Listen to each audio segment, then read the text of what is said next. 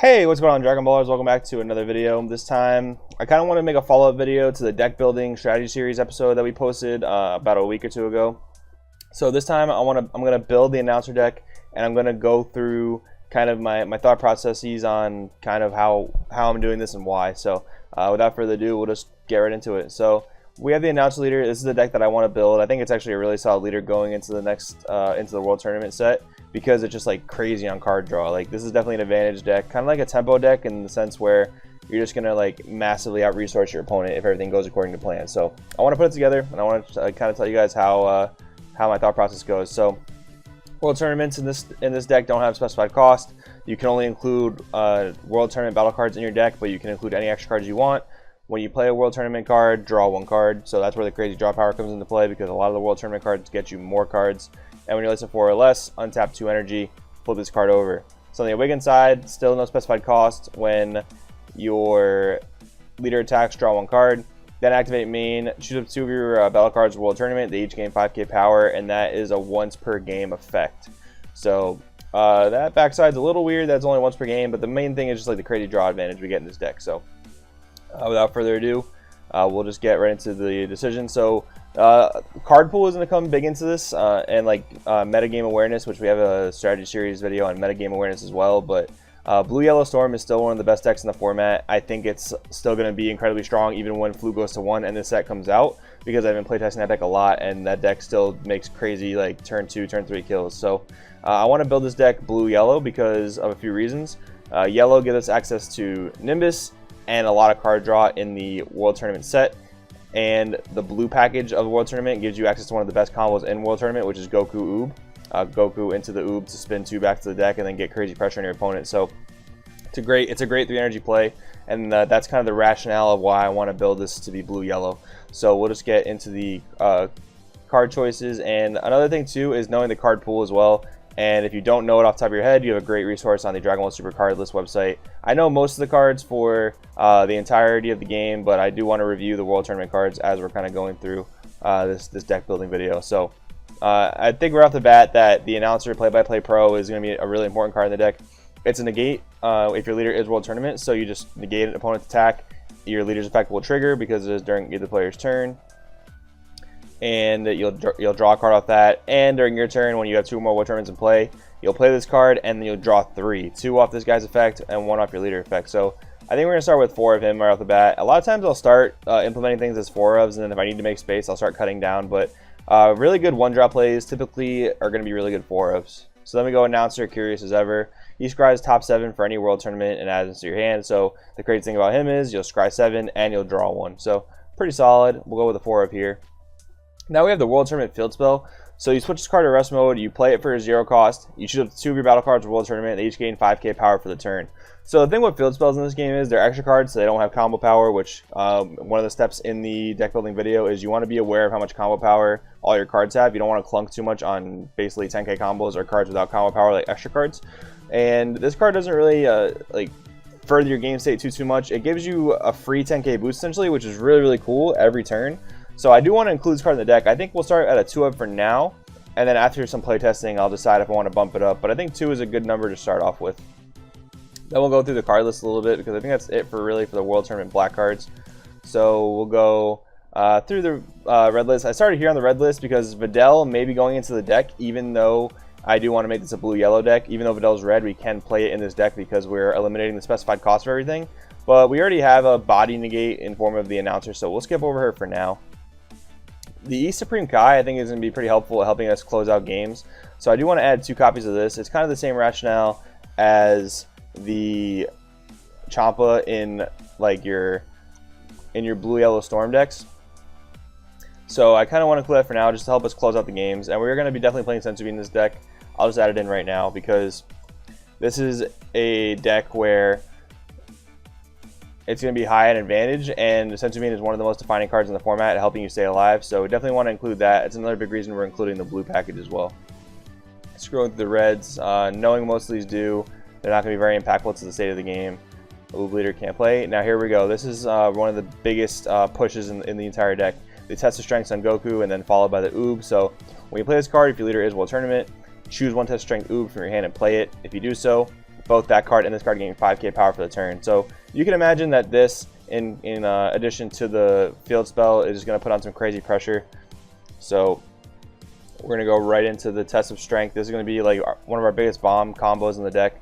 And with the amount of card draw, the fact that it's a 2-card combo is a little weird, but the amount of card draw in the deck is really going to mitigate that. I think we're going to see it plenty with the amount of card draw this leader has.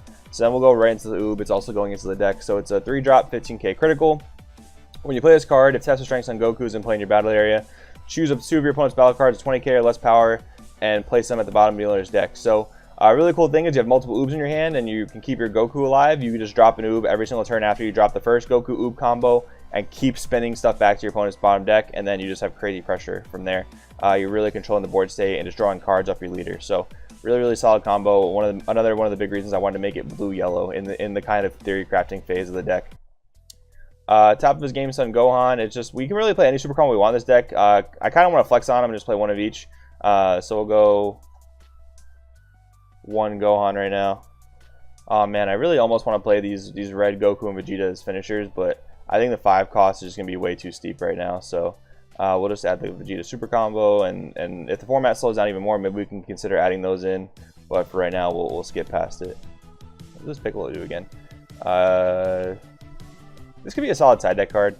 I don't think this is going to be really necessary right now, even though it is going to be a blue-yellow strategy.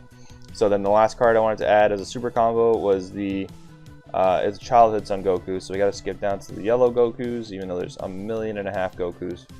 Yeah, I mean, I'm just kind of flexing on them. I want to play one of each just because you can. I think it's kind of cool, but it'd probably make more sense to play one that's like better chargeable. So I think like once we get down to the numbers of blue-yellow in this deck, if like we're short on yellow, might just play the Future Martial Artist Son Goku as our super combo in the deck just because it is chargeable yellow if we do end up needing it more often. But yeah, that's what I'm just going with right now. Just in case we need it, it might come up. One card from really out to your hand. I don't think it's going to be really necessary. I think we're actually going to use a 1-drop Pan to awaken in this deck. If your leader card's blue. Yeah, these just require a lot more setup and a lot more energy investment. So I kind of want to steer away from these kind of cards. The Awakening Talent Pan, though, I think is going to be really good. If not just like a really nice blue energy to charge, I think it's going to be good in the slower matchups, helping you get to that awakening point. Definitely side out if we come across a faster matchup, but for now I do want to include it just because it is a blue World Tournament. We can only play World Tournament battle cards in the deck, which is kind of unfortunate we can't play Overrealms, but I think it's going to be fine. This Vegeta Piccolo combo is pretty cool. Probably a better sideboard, especially against like SS3. Awkward Situation Trunks. I really like how this can kind of KO anything your opponent controls. Maybe another better side deck option, or maybe deck filler if we are starting to get tight on space. We're currently at 32 cards, so we do have some wiggle room. We already have the Oob, one of the best cards in the deck. Akatsuki might come back to it. We can't really play the Oob super combo, so we'll skip that. Then we have all these green cards that we can potentially play. When we play this card, if Leaders World Tournament, if your opponent has 5 more cards in the hand, they choose one, discard it. This could potentially be a splashable card because of the fact that we can afford to play any color we want in this deck, but for now we won't come back to it. We want to keep it as on color as possible just for consistency's sake. Consistency being another big thing over power, if you guys remember that from the other video. Going through the greens, we're going to get to the yellows any second now. Any day now. Cool. Jackie Chun, sick leader. Definitely want to get back into it. So this is another like win con for yellow in terms of the World Tournament. I really like this combo, but I don't think I want to clog it into the deck as well. Like, I could definitely see it being a bit cloggy with the Goku Oob combo. But the fact that it has double strike, triple attack is actually really solid. If we need more deck space, I think we'll come back to it. But I know a particular yellow combo I do kind of want to play with this deck right now. The Toughened Up Krillin and Chaozu are actually something I'm greatly considering too. But before we get there, I do want to go to the Master Shen, Master Roshi combo. So this is a 1-drop barrier. You choose a Master Shen in your battle area, draw 1 card, switches to rest mode, and then the Shen should do the similar mirror image thing. It'd be nice if they were right next to each other. But yep, switch into rest mode. So you can go like Roshi on 1, draw a card, Shen on 2, and then you draw 3 cards that turn, which is pretty insane. I kind of want to go with it for right now, just because there's more chargeable yellow energy and crazy card draw, which is what the deck does want to do for sure. So we are currently at 40 cards. Also, can't forget to add Nimbus in there because that is going to be an integral part of the deck, just like staying alive. And the amount of card draw the leader will allow us to have is going to be really nice for our Nimbus discard effect, so it shouldn't be too much of an issue. This is a crazy card, but we're not going to be able to get a lot of Son Goku childhoods into play, so can't really afford to play it. We have already reached our limit of black cards, and the super rare is not going to be super good in this deck particularly. So we have 44 cards in the deck. We have 6 spots to play with. There were a few cards I mentioned I did want to kind of go back and touch up on. That was mainly, this Bacterian's cool, but it's 2-drop, it's kind of steep. Ranfan could be an interesting card to play. Let's actually check the numbers right now. So if we save the deck, and this is all in Tournament's Lair, by the way, awesome team. I'm so happy to be a part of it once again, and they have a great website for you guys as well. So if we check our deck out right now, we can see the color combinations. So we have 17 blue, 13 yellow, 10 black. It's a bit of a wide spread for colors. Like, it's pretty low on blue, pretty low on yellow. The nice thing is that we can be playing our World Tournament battle cards for any colors, which is really cool. So we can even afford to charge black sometimes and still afford to get those off. We can charge off colors and still be able to summon our World Tournament battle cards with our leader's effect, which is pretty nice. The only issue we might run into is having yellows for Nimbus, but I think we'll definitely run into extra copies of Master Roshi and Master Shen. This is definitely starting to come across of what I thought it would look like when I started to think about what the deck should be, but we do have 6 more slots to fill, so I do want to explore some more stuff. If we go back to edit deck, I want to kind of up the yellow count some, and I think that a really good combo, Nam would be really cool. It's just another cloggy 3-drop at the 3-drop slot, so I don't really want to implement it. Same thing with the Giran. I really like how it can perma tap down things, but another slot at 3-drop is a little steep. I'm thinking about going with this Chaozu Krillin package because it'll add more yellow to the deck, which is really nice. It'll be a 1-drop blocker, which is actually going to be a lot more relevant in the Flute to 1 meta because your opponents have a much harder time clearing that. And then the fact that this draws a card and goes up in power, it means it's a threatening swing. And the Krillin gains 5k in critical when you summon it next to the Chaozu. So I kind of want to implement those into the deck right now just to see kind of how it operates. You know, this is going to come to the part where we are going to have to play test the deck just to see like how things work out. So yeah, I kind of want to try it out. Like, I think it's going to be a pretty solid combo of cards.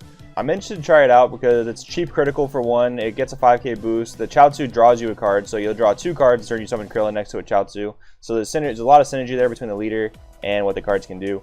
We're a little bit over on our space here.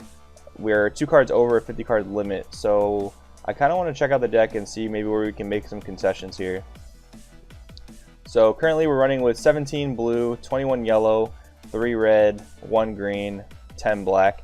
The 10 black is kind of necessary for the card draw. I mean, I like the World Tournament field spell. It's really, really cool, but it can be cloggy, so I think I'm going to cut down one of those just to make space. And if it does turn out to be really, really good, which I think it would be, I think it is really, really good, but I really wish the announcer later actually brought it out from the start of the game. That'd actually be pretty sick. But unfortunately, we don't have that luxury right now. I don't really want to cut down on blue, even though realistically we only need to charge 1 blue, so Senzu Bean can be live. The rest of our blues can be played off color, so maybe we can cut down on blue. I can see cutting down on Talent Pan a little bit just because the format doesn't require you to awaken yourself. Potentially just charging any copies of that you see early on and then deciding more copies in if we decide we need it. But besides that, cutting down is going to be a little bit tough. I can see making some concessions on the Hidden Power Supreme Kai because it is a 10k combo. We really don't have a whole lot of 10k combos in the deck, and this card can help us close out games. So I kind of want to keep that in the deck for now as well. I think the first concession will be a World Tournament and a Pan. So if we go back to edit deck, we'll drop one of the World Tournament arenas, and we'll drop 1 Awakening Pan.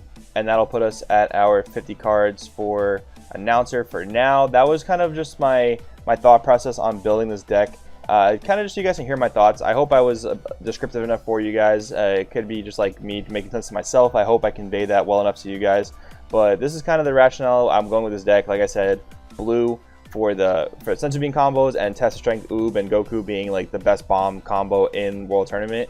And then we have the yellow package, largely for Nimbus, but it is a good card draw engine as well between Roshi and Shen on top of Krillin and Chaozu, just drawing crazy amount of cards. And Nimbus is just to pretty much survive. So this is kind of the build I'm with right now. Let me know what you guys think about the build, definitely. Any questions, comments, criticisms, I'm very, very open to, guys. Like I said, this is just the theory crafting part of the deck.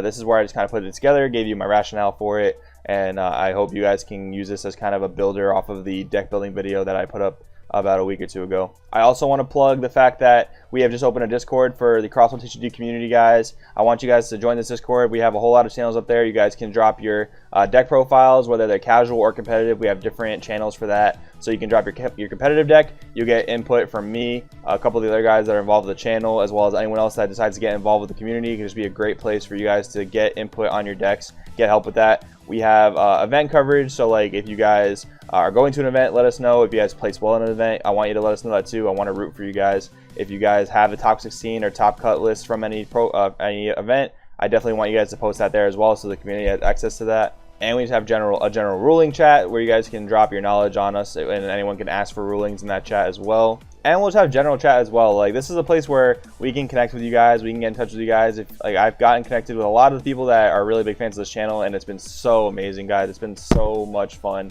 It's just been really nice to be able to connect with you guys and just give you tips and advice and help you out. You guys help me out as well. Like, I am definitely not the master guru of this game by any means. I learned from you guys as much as you guys learned from us. We wanted to create a place where everyone could be connected and kind of just get in touch whenever we needed to. I want to be as connected with the community as possible, with as much of the community as possible. So definitely join our Discord, guys. Thank you guys so much for watching. Please consider liking and subscribing if you did find this video enjoyable. With that being said, my name is Joey. This is Crosswell TCG. Hashtag Shenron made announcer, best leader ever. We'll see you next time.